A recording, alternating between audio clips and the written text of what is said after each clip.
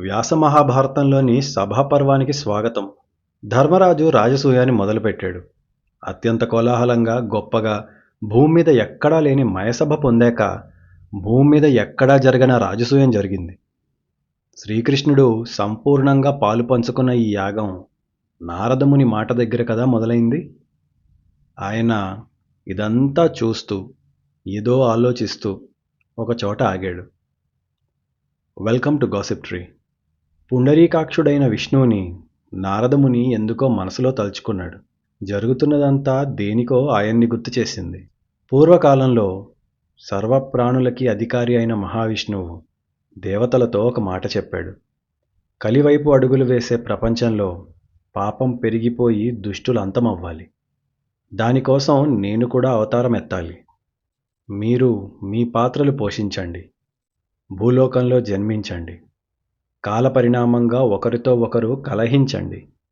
యుద్ధంలో మిమ్మల్ని మీరు సంహరించుకుని తిరిగి మీ లోకాలకి రండి అని చెప్పాడు. అలాంటి భగవానుడే యదుకులంలో జన్మించాడు. పరశురాముడు గాడి తప్పిన క్షత్రియుల్ని అంతం చేశాడు. శ్రీరాముడు మళ్ళీ రామరాజ్యాన్ని నెలకొల్పాడు. ఈ కృష్ణుడు తిరిగి పెరిగిన పాపాన్ని తుంచటానికే వచ్చాడు. సరే, ఇక్కడ యాగం పూర్తవబోతోంది. భీష్ముడు, ద్రోణుడు పెద్దరికం పుచ్చుకున్నారు కదా. భీష్ముడు ధర్మరాజును పిలిచి చెప్పాడు, నాన్న యుధిష్ఠిర, రాజసూయం చాలా చక్కగా చేశావు. అయితే ఇక వచ్చిన పెద్దలందరికీ నువ్వు వెళ్ళి పేరు పేరున అర్ఘ్యం ఇవ్వాలి. వెళ్ళి కలశం తీసుకుని రా అన్నాడు. కలశం తీసుకుని వచ్చాక చెప్పాడు, ఇక్కడ ఎందరో రాజులు, పెద్దలు అందరూ ఉన్నారు కదా. వీరిలో నీ దృష్టిలో ఉన్నతుడు ఎవరో నువ్వే నిర్ణయించుకుని అగ్రతాంబూలంగా అతనికి ముందు అర్ఘ్యం ఇవ్వమని చెప్పాడు. నిజానికి ఇది ఎంత ఇరకాటం. పెళ్లికి వచ్చిన పెద్దలందరి ముందు వీళ్ళందరిలో ఎవరు నీ ఫేవరెట్, ఎవరు గొప్ప అంటే ఎలా చెప్తాం? ఈ పరిస్థితి నుండి యుధిష్ఠిరుడు ఎలా తప్పించుకున్నాడు? అతని మర్యాద చూడండి. సరే, నేను చెప్పాలా? ఓకే, ఇతనికిస్తాను అని అనలేదు. ఆయన భీష్ముడితో అన్నాడు, పితామహ, నేను చెప్పడం ఏంటి? ఇక్కడ నేను ఎవరికి ముందు అగ్రతాంబూలం ఇవ్వాలో మీరు చెప్పండి. మీరు చెప్తే నేను వాళ్ళకిస్తాను అని అన్నాడు. ఇది ఒక రకంగా చాలా తెలివైన పని. నిజానికి అందరికన్నా పెద్ద ఎవరు? భీష్ముడు. ఆయన ఎంతో ఉన్నతుడు కూడా. ఎందుకంటే తన రాజ్యం అది. నిజానికి తండ్రి కోసం అలా తీసి ఇచ్చేశాడు. పెళ్లి చేసుకోకుండా బ్రహ్మచర్యాన్ని పుచ్చుకున్నాడు. వృద్ధుడు, అన్ని విషయాలు తెలిసినవాడు, మహాయోధుడు. ఆయనకు ఉండొచ్చు కదా మనసులో అగ్రతాంబూలం నాకివ్వాలి అని. ఉండొచ్చు, ఉండకపోవచ్చు. ప్రాక్టికల్గా ఆలోచిద్దాం. కాబట్టి ధర్మరాజు ఆయన్నే చెప్పమన్నాడు. కాబట్టి ఇక్కడ సరే నాకివ్వు అనలేడు కదా. మర్యాదస్తులు ఎవరు అలా అనరు. ఆయన ఏదో చెప్తాడు. చెప్పాక సరే పెద్ద ఆయన చెప్పాడు కదా, ఇచ్చేశాను అనొచ్చు. అప్పుడు వేరే వాళ్ళకి నచ్చినా నచ్చకున్నా ధర్మరాజు మీదకేం రాదు కదా. ఇది తెలివి. ఇంకోటి మర్యాద. పైన చెప్పిన అవే కారణాలకి మర్యాద. నువ్వు పెద్ద తాత, నువ్విస్తే మాకొచ్చింది ఈ రాజ్యం, లేకపోతే అసలు మేమెక్కడ పుట్టేవాళ్ళమో కాదో. అన్నీ తెలిసిన వాడివి నువ్వు చెప్పు. ఇంట్లో నాన్నగారుండగా పెద్ద విషయాలు మనకి తెలిసినా తెలియకున్నా ఊరుకుని ఉంటాం కదా, అలాగా. సో భీష్ముడినే అడిగాడు చెప్పమని. మరి భీష్ముడు పెద్దగా ఆలోచించక్కర్లేదు, చెప్పేశాడు. తతో భీష్మ శాంతనవః బుద్ధ్యా నిశ్చిత్య వీర్యవాన్ అమన్యత తదా కృష్ణం అర్హణీయతమం భువి. ఆ శంతన కుమారుడు భీష్ముడు తన బుద్ధి చేత నిర్ణయించి అగ్రతాంబూలం ఇవ్వమని శ్రీకృష్ణుడి వైపు చూపించాడు. ఈ రాజులందరిలో తారల మధ్య చంద్రుడిలా శ్రీకృష్ణుడున్నాడు. అతనికే నీవు అగ్రతాంబూలం ఇవ్వాలి అని నా ఆలోచన అన్నాడు. ఇందాక అందరినీ ఆనందింపచేయమంటే బ్రాహ్మణుల కాళ్ళు కడిగిన కృష్ణుడు ఇప్పుడు యజమాని ధర్మరాజు దగ్గర అగ్రతాంబూలం పుచ్చుకోబోతున్నాడు. ఎంత అద్భుతంగా ఉంది చూడండి. కృష్ణుడి క్యారెక్టర్లో మీరొక్కటి గమనించాలి. తక్కువ పని చేస్తే తక్కువైపోవటం ఉండదు. అది కృష్ణుడు. రాజు కాదు, రాజుల్ని గెలిపించేవాడు. ఆ రాజులు మొక్కేవాడు. సారథి అయి రథాలు తోలతాడు, కానీ నిజానికి ఆయనే దగ్గరుండి నడుపుతాడు. ఇక్కడ అంతే. భీష్ముడు ఆ మాట చెప్పగానే సహదేవుడు వెంటనే పరుగు పరుగున వెళ్ళి అర్ఘ్యానికి ఎంతో ఆనందంగా ఏర్పాట్లు చేశాడు. ధర్మరాజు అంతకంటే సంతోషంగా కృష్ణుడికి అగ్రతాంబూలం ఇచ్చి కౌగిలించుకున్నాడు, ఆశీర్వదించాడు. అయితే ఇదంతా అక్కడున్న ఒక్కడికి నచ్చలేదు. మీకు తెలిసిందే, శిశుపాలుడు. ఆ చేదీ దేశ రాజు ఎప్పటినుండో కృష్ణుడంటే ఉన్న వైరం వల్ల తన ముందే అగ్రతాంబూలం అందుకున్న కృష్ణుణ్ణి చూసి కస్సుమని లేచాడు. లేచి అన్నాడు, పాండుకుమార యుధిష్ఠిరా, ఇంత గొప్ప వంశంలో పుట్టి ఇలాంటి పని చేశావు. స్వార్థంతో ఆలోచించి నీకిష్టమని కృష్ణుడికి ఇచ్చేశావు. కానీ ఇంతమంది రాజులున్న ఇక్కడ శ్రీకృష్ణుడు అధికుడు ఉన్నతుడు కానే కాదు.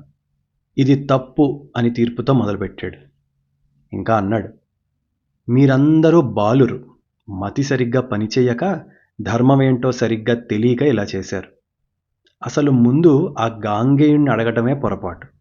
ముసలివాడు, బుద్ధి లోపించినవాడు. అతని సలహా మేరకు ఇలా చేయటం ఇంకా మూర్ఖత్వం. కథం హర్యాజా దాసార్హ మధ్యే సర్వమహీక్షితాం అర్హణామర్హతి తథా యథాయుష్మాభిరర్చిత. అసలు ఒకటి చెప్పండి, ఆ కృష్ణుడు రాజే కాదు. రాజులకిచ్చే అగ్రతాంబూలం అతనికి ఎలా ఇచ్చారు? పోనీ సరే, అందరికన్నా పెద్దవాడనిచ్చారా? ఆ కృష్ణుడి తండ్రి వాసుదేవుడు ఇక్కడే ఉన్నాడు. ఆయనకన్నా కృష్ణుడి చిన్నే కదా. పోనీ నీకు ముఖ్యుడు బంధువు అన్నామా? పిల్లనిచ్చిన మామ ద్రుపదుడున్నాడు, ఆయనకివ్వచ్చు కదా. పోని నీకు గురువనిచ్చావా? సొంత గురువు ద్రోణుడున్నాడు, ఆయనకివ్వచ్చుగా. పోని ఋత్విక్కు ఋషి అందామా? వేదవ్యాసుని కన్నా ఋత్విక్కు ఎవరిక్కడ, ఆయనకివ్వచ్చు కదా. అసలు అవన్నీ కాదయ్యా, అందరికన్నా పెద్ద ఈ భీష్ముడే ఉన్నాడు, ఆయనకివ్వాలి కదా. ఇన్ని చెప్పాడు. ఇప్పుడే కదా భీష్ముడిని ముసలివాడన్నాడు. సరే, ఇంకా ఆగలేదు. ఎవరెవర్ని కలిపి రెచ్చగొట్టే ప్రయత్నం అంతా చేశాడు. అశ్వత్థామ ఉన్నాడు మహావీరుడు, అతనికివ్వచ్చు కదా. అసలు సోదరుడు శ్రేష్ఠుడు రాజాధిరాజు దుర్యోధనుడున్నాడు. ద్రోణుడి ముందు ఆచార్యుడు కృపాచార్యుడున్నాడు, ఎవ్వరికీ ఇవ్వల. మీ నకుల సహదేవుల మామ శల్యుడున్నాడు. పరశురాముడి శిష్యుడు మహాబలవంతుడు, తన బలంతోనే ఎందరో రాజుల్ని జయించినవాడు కర్ణుడున్నాడు. ఇంతమంది ఉండగా అసలు కృష్ణుడు ఎలా అయ్యాడు అర్హుడు? ఇలా అందరినీ చూస్తూ అడిగాడు ఈ ప్రశ్నలు. విషయం ఏంటంటే, వాళ్ళు వీళ్ళు కాదు, అందరినీ కలిపేసుకున్నాడు. మనందరికీ అన్యాయం అవమానం అయింది అన్నట్టు చెప్తున్నాడు. ప్రొవోకింగ్ అంటారు చూడండి, అది. అప్పుడు ఇంకొక అడుగు ముందుకేసి అసలు ఛత్రాధిపత్యాన్నే శంకించాడు. మీకేదో భయపడి లేక మీరు లేకపోతే మాకు గడవక మా రాజ్యరక్షణ చేతకాక మీకు పన్ను చెల్లించట్ల. నువ్వు ధర్మాత్ముడివని నమ్మి ఏది తప్పో ఏది ఒప్పో తెలిసిన వాడివని నమ్మి కొడుతున్నావు. అలాంటిది ఇక్కడే నీ ముద్ది బయటపెట్టావు. ఇలాంటి పక్షపాతం అధర్మం చేసేటట్లయితే ఇంకెందుకు నీకు కప్పం కట్టడం మేము? మమ్మల్ని అందరినీ ఇలా అవమానించటానిక? అసలు ఎవడీ కృష్ణుడు? ఎందుకు అతనికి అగ్రతాంబూలం? ఇతని గురించి నేను నిజం చెప్పనా? ఇంతకుముందే మహాబలవంతుడైన జరాసంధుణ్ణి అధర్మంగా దొంగ దెబ్బతీసి చంపాడు అని కృష్ణుడి కేసి చూశాడు. ఓ మాధవ, ఈ పాండవుల్ని పిచ్చివాళ్ళని చేసి ఆడుకోవడం కాదు. బలహీనులు, అమాయకులు, బుద్ధి లేని వాళ్ళు. వాళ్ళకి నీ నిజస్వరూపం తెలియదు కదా. నువ్వన్నా చెప్పు. నీకు తెలీదా నీకు అర్హత లేదని? ఇవ్వగానే పుచ్చేసుకున్నావు సిగ్గు లేకుండా. ఏ అర్హత ఉందని తీసుకున్నావు అని నిలదీశాడు అందరి ముందు. ఎంత పరువు తక్కువ! వింటున్న ధర్మరాజుకి, అందుకున్న కృష్ణుడికి, అసలు చెప్పిన భీష్ముడికి అందరికీ చడామడా ఇచ్చేశాడు. కానీ ఎవరు ఏమీ అనాలన్నా జాగ్రత్తగా మాట్లాడాలి అక్కడ. ఎందుకంటే అందరూ రాజులు ఉన్నారు. పౌరుషాలు పెరిగితే అక్కడే యుద్ధం వచ్చేస్తుంది.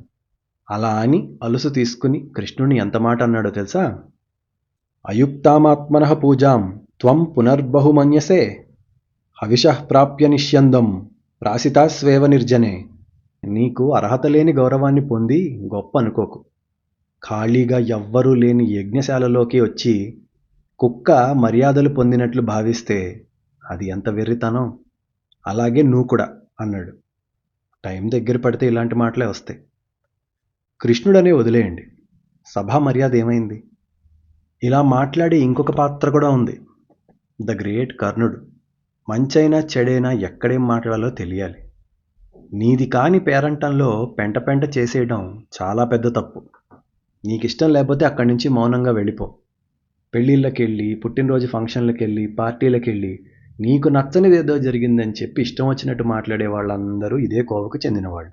ఇంకా చాలా తెలివిగా అంటున్నాడు, ఇక్కడ జరిగింది ఏ ఒక్క రాజు దోషం కాదు. నేను కేవలం పాండవుల్నే అంటున్నాను. నపుంసకుడికి వివాహం చేయడం ఎలాంటిదో నీకు గౌరవం ఇవ్వటం అలాంటిదే అని కృష్ణుడి మొహం మీద చేయిపెట్టి మరీ చెప్పాడు. అలా విషాన్ని కక్కి పూర్తిగా కొంతమంది రాజుల్ని వెంట వేసుకుని బయటికి వెళ్ళిపోయాడు అక్కడి నుంచి. ఎందుకంటే ఆ పాటికే కొంతమంది మనసులో ఆ విత్తనం పడిపోయింది విషం. సో వాళ్ళకి కోపం వచ్చింది, లేచి వెళ్ళిపోయారు. ఇక్కడ మళ్ళీ యుధిష్ఠిరుడు ఎందుకంత గొప్పవాడో, ఎందుకు ఆయన అంత పొగుడుతారో తెలుస్తుంది ఈ సీన్ తర్వాత. నిజానికి ఆయనకెంత కోపం రావాలి? అంత కష్టపడి అంత పెద్ద ఫంక్షన్ చేసుకున్నాడు, అంత యాగం చేసుకున్నాడు. వీడికి నచ్చకపోతే నచ్చకపోయింది, ఆయనకు నచ్చిన వాడికి ఇచ్చుకుంటున్నాడు అగ్రతాంబూలం. వీడంతా పెంట పెంట చేసేస్తున్నాడు. ఆయనకి ఎంత కోపం రావాలి? పైగా నోటికొచ్చినట్టు మాట్లాడాడు. ఇప్పుడు యుధిష్ఠిరుడు ఏంటి, మొత్తం భరతఖండాన్ని గెలిచిన రాజు, ఆయనకి ఎంత గర్వంగా ఉండాలి? అలాంటి ఆయన అవమానిస్తున్నాడు. నలుగురు తమ్ముళ్ళు ఏ ఒక్కడికి కనుసైగు చేసినా వీడు లేపేస్తారు. కృష్ణుడి వెనక మొత్తం యాదవ కులం ఉంది. బలరాముడే భూమిలోకి పాతేస్తాడు. కానీ ఆ సభ ధర్మరాజుది, ఈవెంట్ ఆయనది. ఆ మర్యాదకి ముందు ఆయన రియాక్ట్ అయ్యాడు. ఫస్ట్ రియాక్ట్ అయ్యాడు. ఎలా అయ్యాడు? కత్తి పట్టుకుని వెళ్ళలేదు, శిశుపాలుడి వెనక కొంతమందితో వెళ్ళాడు. వెళ్ళి స్లోగా మెత్తగా ఎలాంటి కోపం లేకుండా చెప్పాడు. నేదం యుక్తం మహీపాల యాదృశం వైత్వముక్తవాన్ అధర్మశ్చ పరో రాజన్ పారుష్యం చ నిరర్ధకం. మహీపాల అంటే ఓ రాజా, నీ మాటలు వాటి విధానం యుక్తంగా సూటబుల్గా లేవు, అధర్మంగా కూడా ఉన్నాయి. రాజా ఇలా పరుషంగా కోపంగా అంటే రూడ్గా మాట్లాడడం వేస్ట్, తప్పది అన్నాడు. నువ్వు ముందు భీష్ముడికి ధర్మం తెలియదన్నావు, అది తప్పు. ఆయనకి ధర్మం తెలియనివాడు కాదు కదా. నువ్వు మనసులో కృష్ణుడి మీద కోపం పెట్టుకున్నావు, అర్థమవుతుంది. ఆయన్ని ఇలా అందరి ముందు అవమానించడం తప్పు. ఇక్కడ వారు లేరా వీరు లేరా అని అన్నావు కదా, వాళ్ళలో ఏ ఒక్కడన్నా కృష్ణుడికి అగ్రతాంబూలం ఇస్తుంటే ఏమన్నా అన్నాడా? వాళ్ళ బదులు నువ్వెందుకు ఇలా మాట్లాడుతున్నావు? భీష్ముడికి శ్రీకృష్ణుడు ఎవరో తెలుసు, ఆయనకు తెలిసిన కృష్ణుడు నీకు తెలీదు. ఈ మాట అనేసరికి వెనక భీష్ముడు వచ్చాడు. ఈ మాట అనే టైంకి వెనక భీష్ముడు వచ్చాడు. ఆయన అన్నాడు, ఇంత ప్రేమగా చెప్తున్నావు వీడికి. భీష్ముడు పెద్ద ఆయన కదా, ధర్మరాజుకి అంత మంచి చేసుకోవడం అలవాటు, అవసరం. భీష్ముడికి అలా కాదు కదా, అజాతశత్రువు ఆయన కాదు కదా. సో అన్నాడు, నాన్న యుధిష్ఠిరా, అందరికన్నా కృష్ణుడు గొప్ప అని ఒప్పుకొని వీడికి ఇలా మెత్తగా చెప్పాల్సిన అవసరం లేదు, చెప్పి ఉపయోగం లేదు.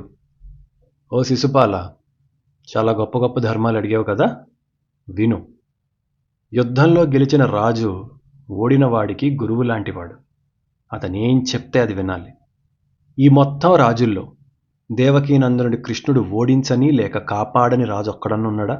అంతే కదా, 100 మంది రాజుల్లో 84 మందిని జరాసంధుడు బలిచ్చేశాడు. ఇంకా 16 మంది రాజ్యాలు ఉన్నాయి అంతే. వాళ్ళందరినీ కృష్ణుడు కాపాడేశాడు. మిగతాదంతా ఇదిగో చుట్టాలు, యాదవులు, బంధువులు, కురు సామ్రాజ్యం. వాళ్ళందరూ వీళ్ళు వాళ్లే కదా. ఈ లోకం మొత్తంలోని రాజులకి రాజుగా దగినవాడు కృష్ణుడు. అందుకే పెద్దలు ఎంతమంది ఉన్నా కృష్ణుడే గొప్ప. నీకేం అర్థమవుతుంది? జ్ఞానం అన్నావు, నేనెందరో జ్ఞానుల్ని సేవించాను, కానీ కృష్ణుడి జ్ఞానం ముందు వాళ్ళందరూ తక్కువే. మహాజ్ఞానులే వాళ్ళు ఆ మాట చెప్పుకుంటారు, కృష్ణుడే ఎక్కువని. నీకెందుకులుకు? నోటికొచ్చినట్లు లేనిపోని నిందలు వేసావు కదా. మేమేమీ శ్రీకృష్ణుడిని కామం వలనో బంధువనో కనీసం మాకు చేసిన ఉపకారాన్ని దృష్టిలో పెట్టుకునో పూజించట్లేదు. ఈ భూమి మీద ప్రతి ప్రాణికి సుఖం ఇద్దామన్న ఉద్దేశంతో ఉండేవాడు ఆయన ఒక్కడే. సత్పురుషులందరూ ఆయన్ని పూజిస్తారు, అలాగే మేము. నేను ముసలివాణ్ణే నిజమే, అందుకే చెప్తున్నా. ఇక్కడ నాకు తెలియని చిన్న బాలుడి కూడా లేడు. ఆ అధికారంతోనే చెప్తున్నా, అన్నీ తెలిసే చెప్తున్నా. చూడు, బ్రాహ్మణులలో జ్ఞానం ఉన్నవాడు గొప్పవాడు, రాజులలో బలము బుద్ధి ఉన్నవాడు గొప్పవాడు, వైశ్యులలో ధనమున్నవాడు గొప్పవాడు, శూద్రుడైతే చాలు గొప్పవాడు. ఈ కృష్ణుడిలో అన్నీ ఉన్నాయి. మహాజ్ఞాని, మహాబలవంతుడు, బుద్ధివంతుడు, ధనవంతుడు, విశిష్టుడు. ఇంతకన్నా ఏం కావాలి? ఇలా నిలదీసి శ్రీకృష్ణుడి గొప్పతనం గురించి ఎన్నో విషయాలు చెప్పాడు.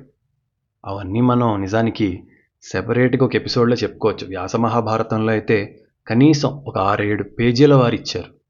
ఎన్నో ఎన్నో విషయాలు, అసలు కృష్ణుడి తత్వం ఆయన్ని విష్ణువుగా చెప్పి ఎంతో అద్భుతంగా చెప్తాడు భీష్ముడు.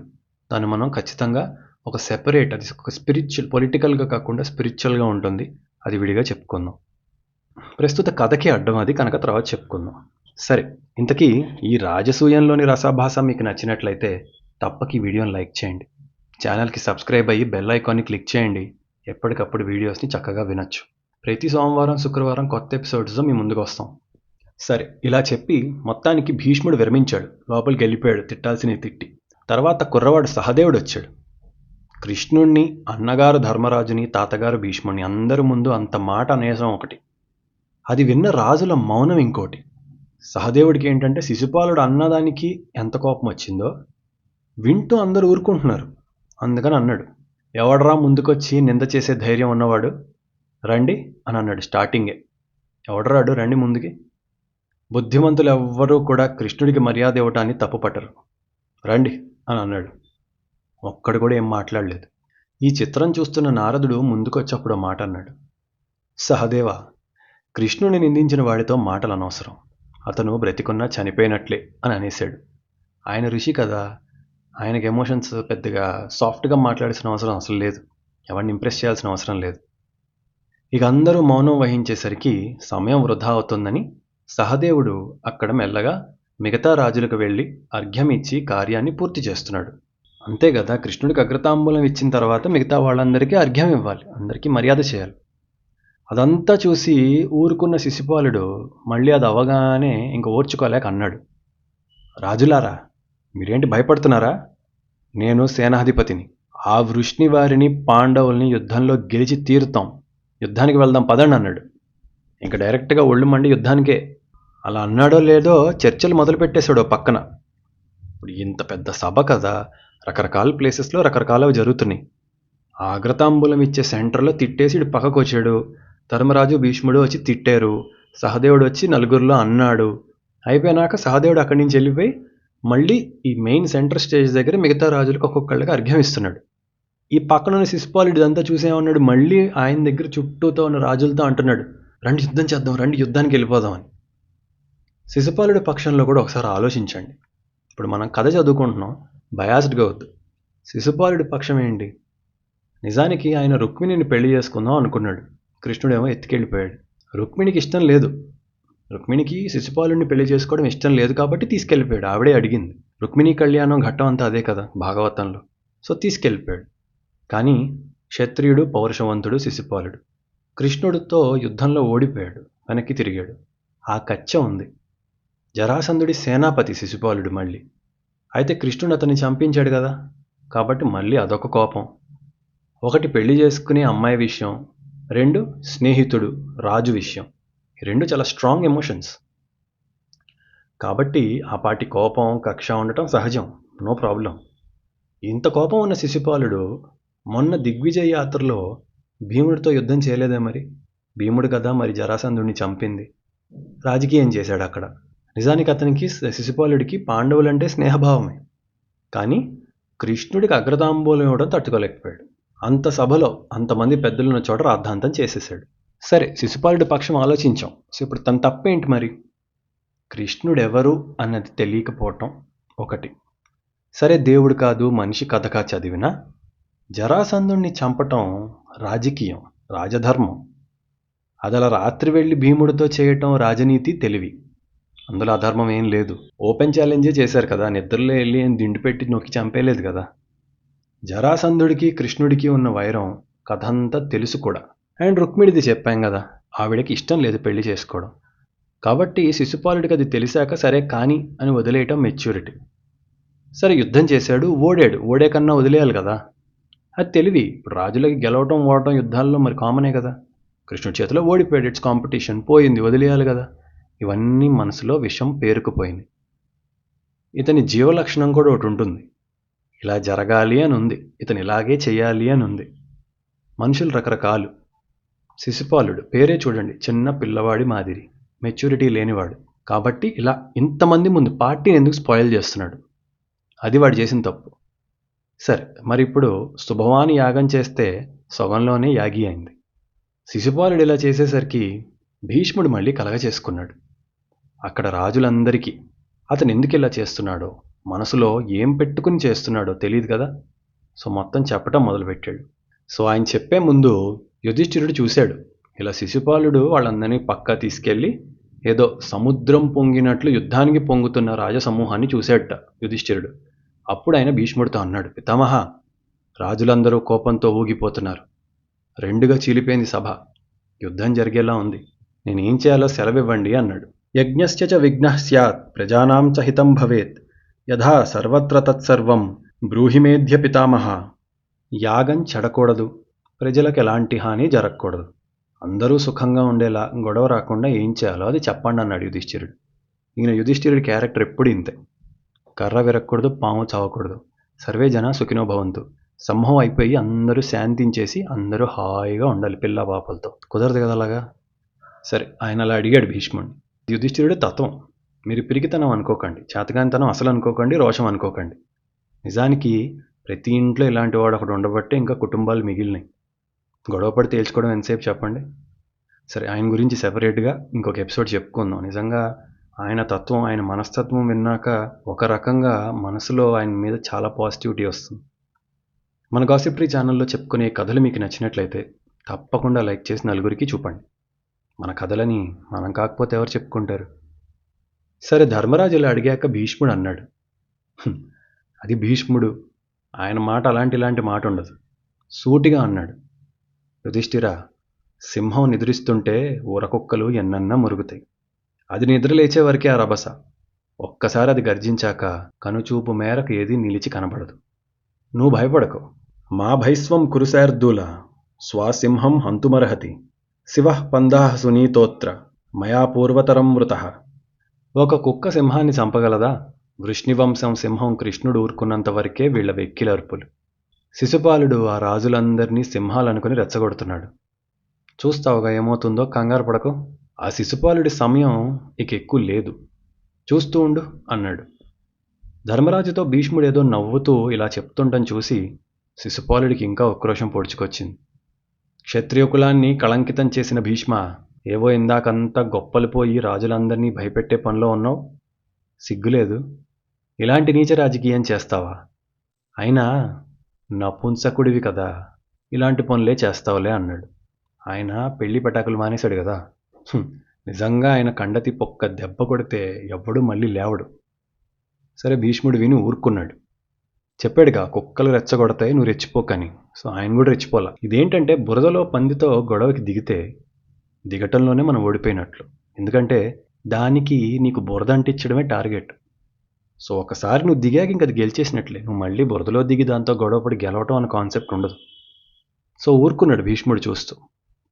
ఇంకా మళ్ళీ కృష్ణుడి కేసు చూస్తూ అన్నాడు శిశుపాలుడు, ఏంటి వీడు గొప్ప?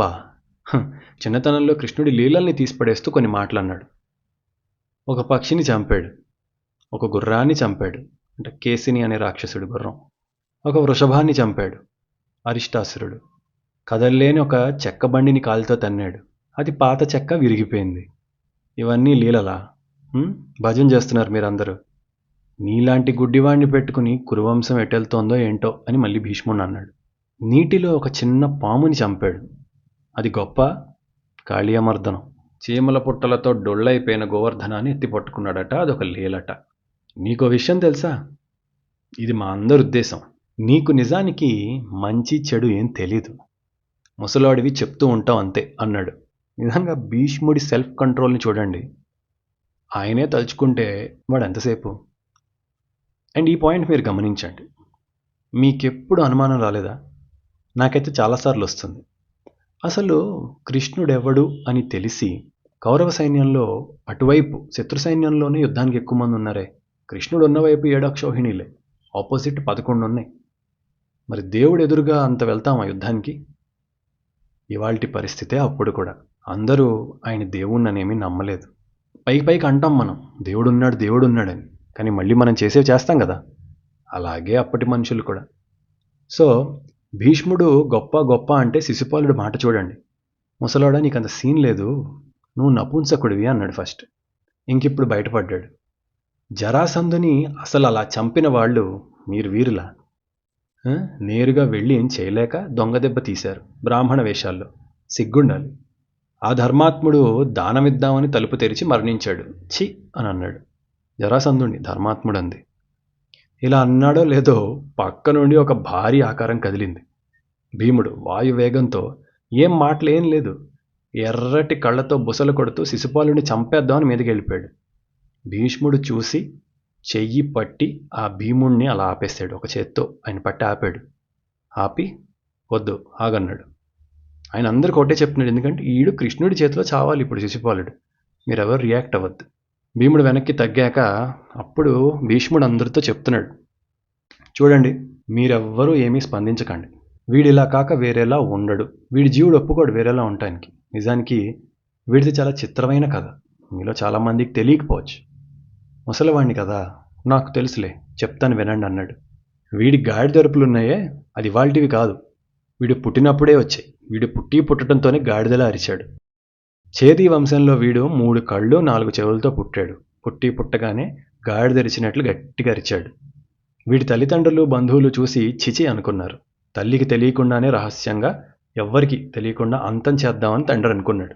అప్పుడు ఆఖరి క్షణంలో ఒక అశరీరవాణి పలికింది, రాజా ఇతను మహాబలవంతుడు, మహావీరుడు, కంగారు పడకు, నీవితన్ని ఇప్పుడు ఏమీ చంపద్దు, ఇతన్ని చంపే ప్రాణం మరొక చోట ఈ పాటికే పుట్టింది, కాబట్టి ఇతను కొంతకాలం బతకాలి, వదిలేయమంది. ఆ అశరీరవాణిని తల్లి విని ఏంటేంటని వచ్చింది. అప్పుడు ఆ అశరీరవాణి మాటలు మొత్తం విని ఏడ్చింది. అడిగింది, సరే మరి ఇతను చచ్చిపోతాడు ఒకడి చేతిలో, అతను పుట్టాడు అంటున్నావు, ఎవరు ఇతని మారకుడు, ఎవరు చంపుతారు ఇతన్ని, ఎవరి చేతిలో ఇతను చనిపోతాడు అని అడిగింది. ఆ భూతం అదే కంటికి కనిపించనిది మళ్ళీ చెప్పింది, వీణ్ణి ఎవరు ఎత్తుకుంటే ఆ 3వ కన్ను 4 చెవులు పోయి మళ్ళీ మామూలుగా 2 ఉంటాయో అతను చంపుతాడు, వీణ్ణి అతని చేతిలో చనిపోతాడు. ఇది తెలిసిన మర్నాడే ఇతని పరిస్థితిని నగరమంతా చెప్పేశారు అందరికీ. ఇలా ఒక పిల్లవాడు 3 కళ్ళు 4 చెవులతో పుట్టాడట అని. ఎక్కడెక్కడి నుండో చూడ్డానికి వచ్చారు. వింత కదా. ఆ తల్లి వచ్చిన వాళ్ళందరికీ ఎత్తుకోమని వీణ్ణి ఇచ్చింది. కొన్ని వేల మంది ఒళ్ళో కూర్చోపెట్టుకున్నారు వీణ్ణి. మరి మారకుడు తెలియటం కాదు ఇక్కడ ఏమో, ముందు వీడి 3 కళ్ళు 4 చెవులు పోతే నార్మల్ అయిపోతాడు కదా. సో ఒక దెబ్బకి 2 పెట్టలు, వీడిని ఎవడు చంపుతాడో తెలుస్తాడు, అట్ ద సేమ్ టైం వీడు మళ్ళీ నార్మల్ అవుతాడని చెప్పి పిలిచారు అందరిని. డాక్టర్ దగ్గరికి తీసుకెళ్ళినట్టు ఎవరు వస్తే వాళ్ళకు ఒకసారి ఇదిగో ఎత్తుకోండి, ఇదిగో హత్తుకోండి అని ఇస్తాను. ఈ శిశుపాలుడి తల్లి బలరామకృష్ణులకి మేనత్త వరుస కాబట్టి వాళ్ళిద్దరు కూడా వచ్చారు చూడటానికి. పెద్దవాడు బలరాముడు ఎత్తుకున్నాడు, ఏమీ అవలా. కృష్ణుడు ఎత్తుకోగానే అందరిలాగా 2 కళ్ళు 2 చెవులు వచ్చేసాయి. శిశుపాలుడి తండ్రి దమఘోషుడు, ఆయన ఇది చూసి ఆశ్చర్యపోయాడు. వెంటనే తల్లి మేనత్త కృష్ణుని పక్క తీసుకెళ్ళి, కృష్ణ నువ్వు ఎవరేం కోరినా ఇస్తావు కదా అని మొదలెట్టింది. చేతులు పట్టుకుని, నాన్న నా కొడుకుని చంపకరా అంది. కృష్ణుడు ఆవిడ్ని చూశాడు. అత్త ఏడవకు, ఏం కావాలి నీకు, ఏమైంది అని అడిగాడు. జరిగిందంతా చెప్పింది. కృష్ణుడు అప్పుడు తనలో తాను ఆలోచించి అని అన్నాడు. అవునత్తా, నీ కొడుకు మూర్ఖుడు, ఎన్నో తప్పులు చేస్తాడు, దుర్భాషలాడతాడు, నా మీదికి వస్తాడు. కానీ నువ్వు అడిగావు మేనత్తవి, మాటిస్తున్నా. అపరాధశతం క్షామ్యం మయాహ్యస్య పితృశ్వసః పుత్రస్య తే వధార్హస్య మా త్వం శోకే మనః క్రుధాః. నీ కొడుకు చేసే 100 తప్పుల్ని క్షమిస్తా, కాపాడుకో అని చెప్పి వెళ్ళిపోయాడు. ఈ కథ మొదటిసారి చదివినప్పుడు నాకు ఒక అనుమానం వచ్చింది. నాకు ఒకటి అనిపించింది, ఒక అనుమానం వచ్చింది. మనం రోజుకి ఎన్ని తప్పులు చేస్తాం, కనీసం తెలిసి ఎన్ని చేస్తాం? ఎవడన్నా లెక్క పెట్టారా? లెక్క పెడితే ఒకసారి కామెంట్ చేయండి కుదిరితే. సరే, ఇలా భీష్ముడు చెప్తూ అన్నాడు, భీమసేన, వీడు కృష్ణుని యుద్ధానికి పిలవటం వెనక పండిన వీడి 100 తప్పుల రహస్యం ఉంది. బహుశా అయిపోయిందేమో వీడి ఆయుష్. లేకపోతే నిజానికి ఈ భూమండలం మొత్తం మీద నన్ను అధిక్షేపించగలిగే ధైర్యం తెగువ ఎవరికన్నా ఉన్నాయా? నా మీద ఇన్ని మాటలు పేలటానికి కూడా బహుశా అదే కారణం. కనుక శాంతించు. ఆయన కాన్ఫిడెన్స్ చూడండి. వీడు ఎవడరా, వీడు నన్నని బతికాడంటే అర్థం చేసుకో, దెర్ ఇస్ అ రీజన్, వదిలే అన్నాడు. అటుపక్క శిశుపాలుడు ఇదంతా కాదు అని మళ్ళీ కృష్ణుడి మీదకి వెళ్ళాడు. ఏంటంటే కృష్ణుడు రియాక్ట్ అవ్వట్లా. ఇప్పుడు రోడ్డు మీద మనం బైక్ మీద కార్లో వెళ్తుంటే కుక్కలు ఉంటాయి. నువ్వు కారు ఆపే వరకు బైక్ ఆపే వరకు అరుస్తాయి. నువ్వు ఒకసారి ఆపు, అలా చూస్తుంటే ఏం చేయాలో తెలియక. ఆ డార్క్ నైట్ సినిమాలో కూడా జోకర్ డైలాగ్ వేస్తాడు, I'm like a dog chasing cars, I don't know what to do until I get hold of one. నేను ఒక దాన్ని పట్టుకునే వరకు నాకు దాంతో ఏం చేయాలో తెలియదు అంటాడు. అలాగా వీడు అరుస్తూ ఉన్నాడు, ఎందుకంటే కృష్ణుడు రియాక్ట్ అవ్వట్లా. అందుకని రా యుద్ధానికి దమ్ముంటే, రా యుద్ధానికి మగోడివైతే అంటూ అరుస్తున్నాడు.